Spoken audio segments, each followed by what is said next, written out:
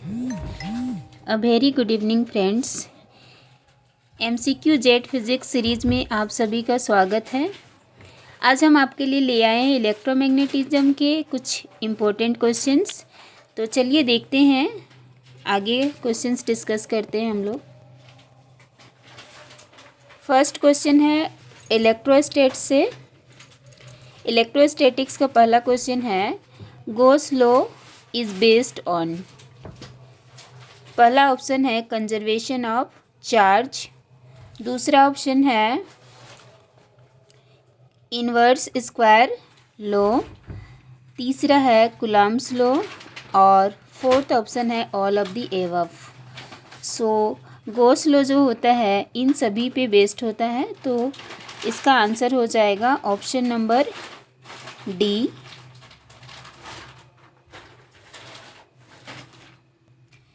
आगे देखते हैं क्वेश्चन नंबर 2। क्वेश्चन नंबर 2 है electric field inside a conductor is. Electric field inside a conductor can be, क्या ये मैक्सिमम होता है, ज़ीरो होता है, कांस्टेंट होता है या फिर इनफाइनाइट। तो किसी भी कंडक्टर के अंदर इलेक्ट्रिक फील्ड जो है वो ज़ीरो होता है, तो आंसर क्या होगा ऑप्शन नंबर बी, ज़ीरो। अब हम आते हैं क्वेश्चन नंबर 3 पर। क्वेश्चन नंबर 3 है potential due to a point charge varies as. Potential due to point charge कैसे वेरी करता है? तो due to point charge potential का फॉर्मूला होता है V equal to K Q upon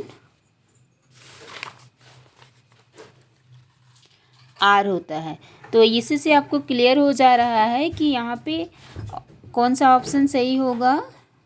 V is inversely proportional to R होगा, that means option number B correct answer होगा 1/R। Now move to the next question. Question number 4, capacitance depends on. Capacitance किस पे depend करता है? Capacitance का formula होता है C equal to A epsilon naught by D, epsilon naught by D. तो इससे आपको क्लियरली दिख रहा होगा अकॉर्डिंग टू ऑप्शन क्या है? चार्ज है, पोटेंशियल है, ज्योमेट्री है या फिर करंट। कैपेसिटेंस किस पर डिपेंड करता है? तो कैपेसिटेंस जो है किसी भी सिस्टम का, या हम कहें तो कंडक्टर का, पैरेलल प्लेट कैपेसिटर हो या फिर किसी भी टाइप का कैपेसिटर हो, उनका जो कैपेसिटेंस है वो उनके ज्योमेट्री के आधार पर पाया जाता है, यानी इंक्रीज डिक्रीज करता है। सो फ्रेंड, इसका आंसर क्या होगा? ऑप्शन नंबर सी होगा। अब हम बढ़ते हैं क्वेश्चन नंबर 5 की ओर। क्वेश्चन नंबर 5 है dielectric constant is. Dielectric constant dimension less होता है, has unit, depends on charge, depends on current. Dielectric constant को हम लोग के से डिनोट करते हैं। ये होता है एप्सिलॉन बाई एप्सिलॉन नोट, यानी permittivity in medium upon permittivity in free space. यानी ये रेशियो होता है दो मीडियम के परमिटिविटी का, दैट मीन्स ये क्वांटिटी डायमेंशन लेस होगा। सो क्वेश्चन नंबर 5 का आंसर क्या हो जाएगा? डायमेंशन लेस, ऑप्शन नंबर ए। अब हम लोग बढ़ते हैं क्वेश्चन नंबर 6 की ओर। क्वेश्चन नंबर 6 क्या पूछा गया है? Electric flux is scalar, vector, tensor या none of this. Electric flux कैसा क्वांटिटी है? सो इलेक्ट्रिक फ्लक्स जो है ये कैसा क्वांटिटी है? इलेक्ट्रिक फ्लक्स आपका स्केलर क्वांटिटी है, तो इसका आंसर होगा option number A. Now move to the next question. Question number 7, force between charges in medium depends on. दो चार्ज के बीच का जो फोर्स है, किसी भी मीडियम पे अगर टू चार्ज सिस्टम को या मल्टीपल चार्जेस सिस्टम को रखा जाता है तो उन पे लगने वाला जो फोर्स है वो किस पर डिपेंड करता है। पहला ऑप्शन है म्यू, दूसरा है एप्सिलॉन, तीसरा ऑप्शन है बोथ और फोर्थ ऑप्शन है नॉन ऑफ दीज। तो ये डिपेंड करता है मीडियम के परमिटिविटी पर डिपेंड करता है। सो आंसर क्या होगा? ऑप्शन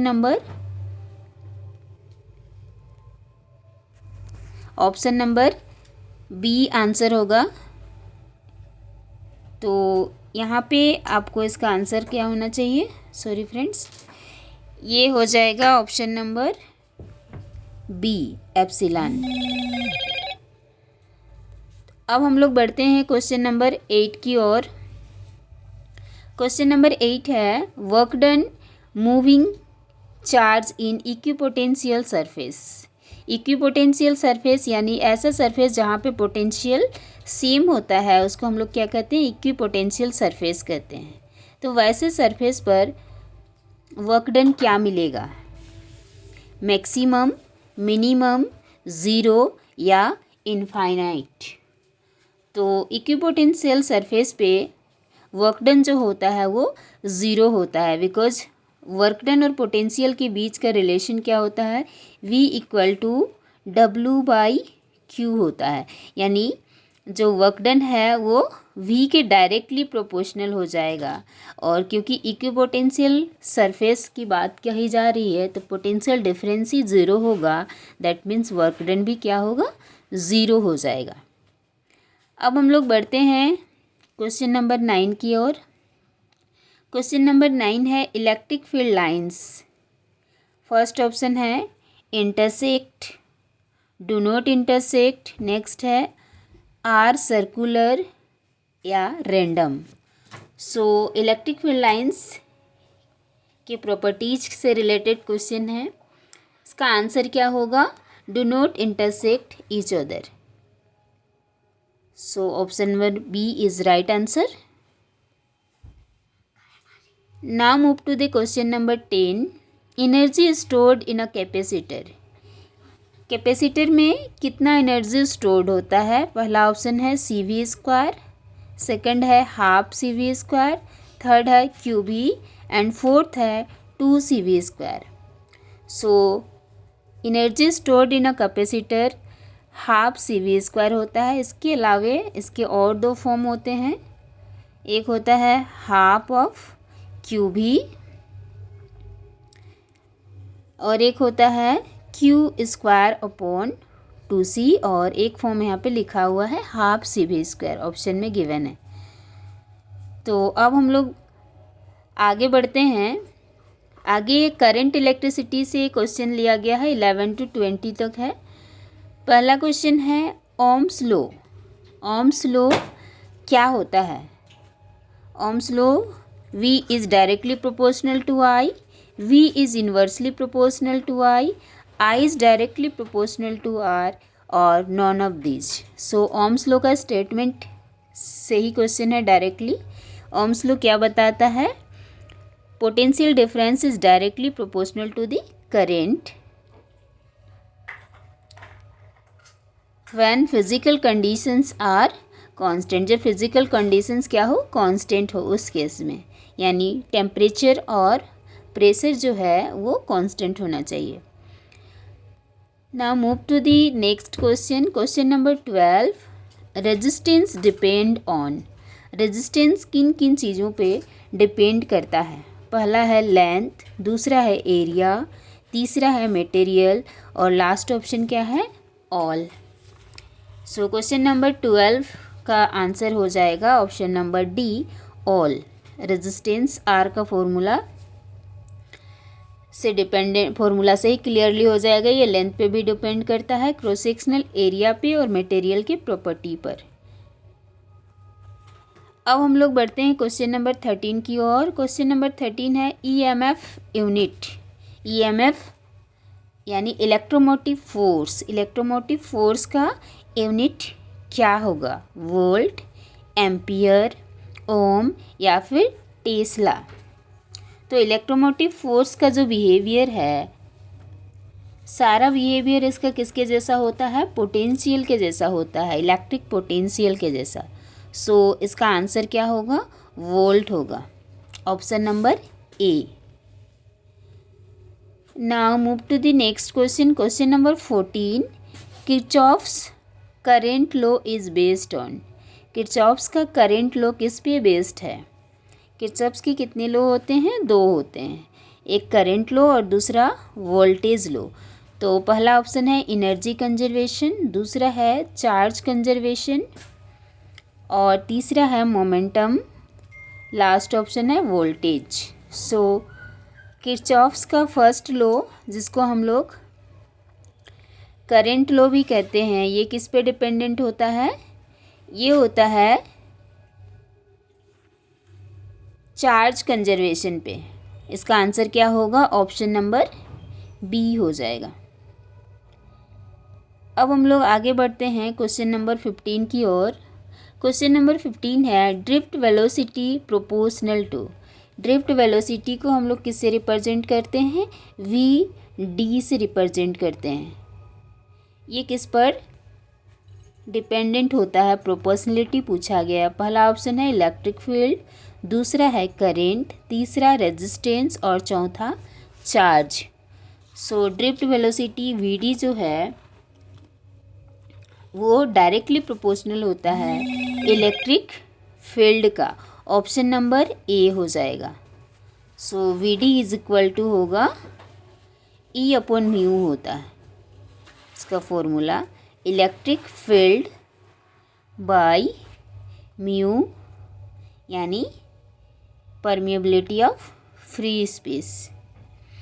क्वेश्चन नंबर 16 है रेजिस्टिविटी यूनिट। रेजिस्टिविटी का क्या यूनिट होता है? ओमीटर, ओम, वोल्ट या फिर एम्पियर। सो फ्रेंड्स रेजिस्टिविटी का यूनिट होता है ओमीटर। ऑप्शन नंबर ए इसका राइट आंसर होगा। क्वेश्चन नंबर 17 है पावर डिसिपेटेड। डिसिपेटेड पावर का फॉर्मूला पूछा गया है। पहला ऑप्शन है वी आई, दूसरा है आई स्क्वायर आर, तीसरा है वी स्क्वायर बाई आर और लास्ट ऑप्शन है all of these. Power dissipated का जो फॉर्मूला है ये तीनों ही ऑप्शन करेक्ट है। सो आंसर क्या होगा? All of these, option number D. Now move to the next question. Question number 18 temperature increases resistance. Temperature कैसे बढ़ेगा? टेम्परेचर बढ़ाने पर रेजिस्टेंस पे क्या इफ़ेक्ट देखने को मिलेगा वो बताना है। तो यहाँ पे पहला ऑप्शन है इंक्रीजेस, दूसरा है डिक्रीजेस, तीसरा है सेम और लास्ट ऑप्शन है ज़ीरो। सो टेम्परेचर के बढ़ाने पर रेजिस्टेंस में हमें क्या देखना है? इम्पैक्ट देखना है, क्या इफ़ेक्ट है। तो जैसे जैसे हम टेम्परेचर बढ़ाएंगे वैसे वैसे उसका रेजिस्टेंस जो है वो इंक्रीज़ करता है। ये किसके लिए होता है? तो मेटल के लिए होता है। डिफरेंट मटेरियल पे डिफरेंट इफ़ेक्ट देखने को मिलता है। मेटल के लिए यहाँ पे बात कही गई है तो क्या होगा? इंक्रीज करेगा। क्वेश्चन नंबर 19 है current density unit. Current density का यूनिट क्या होगा? Ampere per metre square, ampere per metre, volt per metre और लास्ट ऑप्शन है ओम। सो करंट डेंसिटी का यूनिट होता है ampere per metre square. Option number A हो जाएगा। क्वेश्चन नंबर 20 है मोबिलिटी। मोबिलिटी का फॉर्मूला क्या होता है? पहला ऑप्शन है वी डी बाई ई, दूसरा है ई अपॉन वी डी और तीसरा है I by V and last option none of these. यानी यहाँ पे जो वी डी है ये है आपका ड्रिफ्ट वेलोसिटी। इसके पहले ही हम लोग इस क्वेश्चन को देख चुके थे। वी डी इक्वल टू क्या था? ई अपॉन, ऐसे ही रिलेटेड क्वेश्चन था, म्यू, यहाँ पे जो म्यू है ये क्या है, मोबिलिटी है। तो यहाँ से हम लोग इजीली क्या निकाल सकते हैं, म्यू का रिलेशन निकाल सकते हैं, ई अपॉन क्या होगा, वी डी होगा। तो ये जो म्यू है इसको इलेक्ट्रोस्टैट्स के केस में हम लोग मोबिलिटी कहते हैं और मैग्नेटोस्टेट्स में परमिएबिलिटी कहते हैं। तो सिंबल अलग अलग जगह पे उसका नाम अलग अलग होता है। सो इसका आंसर क्या हो जाएगा क्वेश्चन नंबर 20 का, ऑप्शन नंबर क्या निकालना है हमको,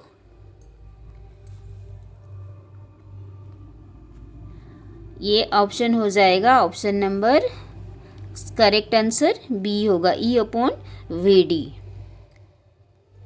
तो फ्रेंड्स आज हम लोग देखे टोटल 20 क्वेश्चंस। बाकी हम लोग नेक्स्ट सेशन में इसके जो 50 क्वेश्चन का सीरीज़ है उसको कंप्लीट करेंगे। बाकी अगर आपको कोई भी क्वेश्चन में कोई कन्फ्यूज़न हो तो आप कमेंट में पूछ सकते हैं। आज के लिए इतना ही। Thank you, have a nice day.